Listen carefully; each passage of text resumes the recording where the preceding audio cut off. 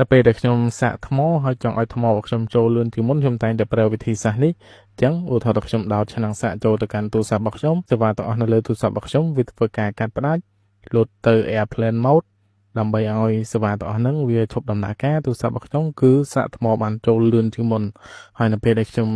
ឈប់សាកថ្មខ្ញុំគ្រាន់តែដកឆ្នាំងសាកចេញចឹងអ៊ីនធឺណិតឬក៏ SIM ទាំងអស់ហ្នឹងវានឹងលោតដំណើរការមកវិញចឹងដើម្បីធ្វើបានគឺបងប្អូនចូលទៅកាន់ shortcut បងប្អូនចូលទៅកាន់ automation បងប្អូនចូលទៅកាន់ពាក្យថា new automation បងប្អូនអូសខាងមកខាងក្រោមមកបងប្អូនទៅពាក្យមួយថាដាក់ពាក្យថា charger បងប្អូនចូលទៅកាន់ charger អញ្ចឹងឡើយនេះបើវិធីយើងត្រូវយកធីកថា disconnect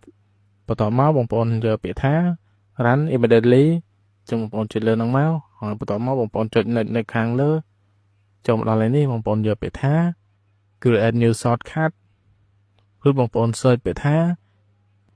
airplane mode បងប្អូនយកពាក្យចុចតែ air ទៅនឹងឃើញពាក្យថា set airplane mode ចុចទៅលើ airplane mode ឡើយនេះបងប្អូនយកពាក្យថា on ចឹងហើយបងប្អូនចុច ថិចមកបន្ទាប់មកបងប្អូនយកទៅធ្វើម្ដងទៀតចុចសញ្ញាបូកនៅខាងលើអស់មកខាងក្រោមមកបងប្អូនយកពាក្យ charger ដដែលឡើយនេះបងប្អូនទៅថិចយក is disconnect ចឹងបងប្អូនដកឡើយនេះចឹងហើយឡើយនេះបងប្អូនយកពាក្យថា run immediately បន្ទាប់មកបងប្អូនចុចពាក្យថា next នេះបន្ទាប់មកបងប្អូនយកពាក្យថា create new shortcut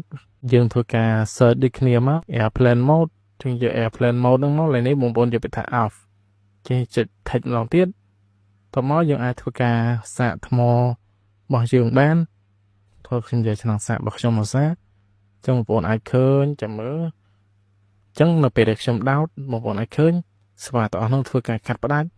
នៅពេលដែលខ្ញុំដកស្វាទាំងអស់ហ្នឹងវាដំណើរការមកកាន់ទូរស័ព្ទរបស់ខ្ញុំវិញ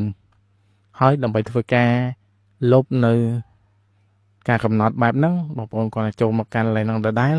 បងប្អូនអស់មកឃើញពាក្យថា delete បងប្អូនចុច delete មកបងប្អូនអាចឃើញចេញចុច delete ចឹងរាល់ពេលដែលបងប្អូនធ្វើការសាកថ្មវាចូលធម្មតាហើយសេវាវាមិនធ្វើការលោតដាច់ដូចមុនទេ